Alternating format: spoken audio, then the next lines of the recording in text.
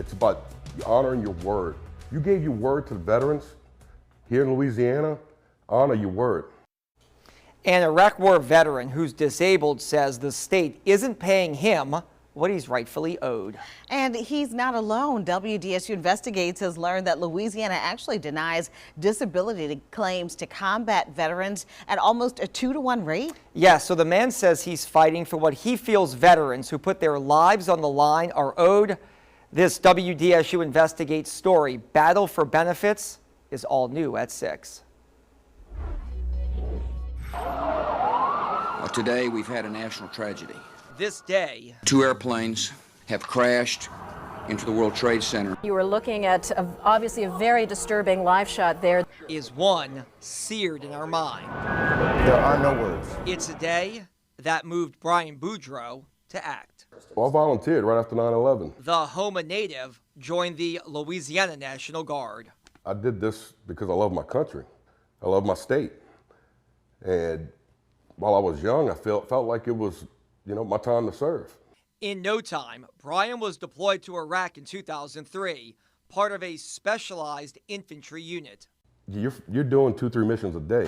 Combat missions, right in the thick of it. Yeah, we were out there. We were outside the wire. And that took a toll. He was shot twice and survived a bomb blast. Fighting in the military is not as easy as it sounds, which, they didn't tell me that when I signed the papers. Brian returned home with chronic pain and eventually with severe PTSD. Young soldiers go to combat and they don't come back the same. They come back different. America needs to understand that. Brian's PTSD was so severe that he was ultimately deemed fully disabled, unable to work after being evaluated. In fact, his initial VA evaluation said the symptoms following the military stressors have been severe, persistent, and impairing without any remission, and he was not able to turn off the experiences of Iraq. Following that evaluation, the U.S. Department of Veterans Affairs ruled Brian 100% permanently and totally disabled, and he was awarded federal benefits. Brian claims he's also qualified under Louisiana law to $100,000 in state benefits paid by the Louisiana Department of Veterans Affairs to soldiers who are disabled in combat. But over a decade since he left the National Guard, he says he hasn't seen a cent of any state money. It's about honoring your word. You gave your word to the veterans here in Louisiana. Honor your word. So 8 years ago, Brian and 6 other former soldiers took legal action against Louisiana. Over the years, 5 have dropped off that lawsuit. Only Brian and a former National Guardsman named John Lewis III remain. Like Brian, Lewis also claims that he's fully disabled, suffering from PTSD, but he didn't feel comfortable talking about it. So the big question, why haven't they been paid? It's a procedural technicality that they're hanging their hat on to deny the benefits. New Orleans-based lawyer Hannah Salter is representing the former guardsmen and combat veterans. You read their medical records, what's in it is actually very shocking and it's very sad. And so you have these veterans who are suffering from PTSD, and an insurance adjuster for the federal government at the end of this evaluation puts, oh, well, there's a potential or a likelihood of possible improvement.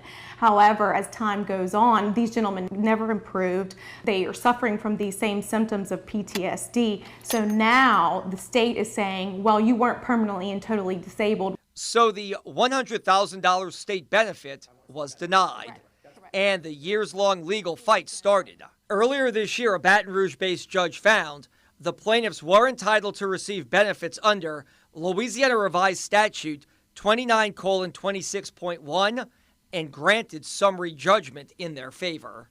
But the state is appealing. Attorney General Jeff Landry's office said, as this is an ongoing claim, we have no comment at this time.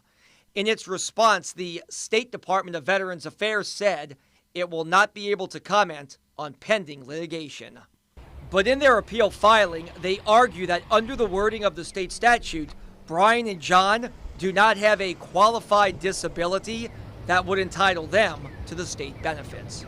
You know, our tax dollars are going against to fight these veterans. We said we're going to keep pushing, and that's what we're doing now. Brian says he's not giving up his fight. A soldier who put his life on the line in Iraq says he's now waging his greatest fight right here at home. This battle that we're fighting is actually, to me, mentally harder than my time I served in Iraq. This is, this is terrible.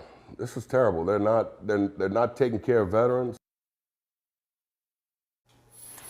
And we have a closer look at the numbers. The Louisiana Department of Veterans Affairs tells WDSU Investigates that in the last decade, from January 1st, 2010 through December 31st of 2020, 205 soldiers have filed for the disability claims, citing the same state law Boudreaux is using in his legal case.